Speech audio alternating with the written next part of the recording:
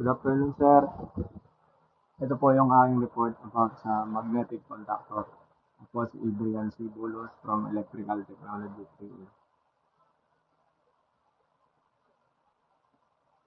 Ito po yung sample ng magnetic contactor. Yung A1 and A2 niya po, ito po yung pinaka-coil niya.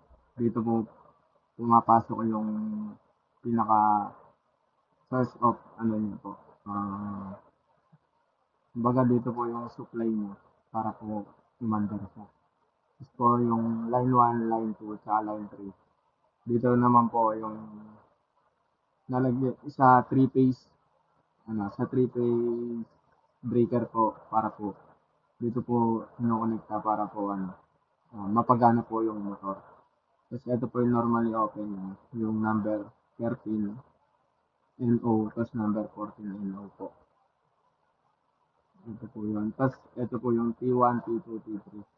Dito po nilalagay yung yung overload po para po makonekta yung overload papunta sa motor po. Yun. Ito po yung sample ng stop-start program.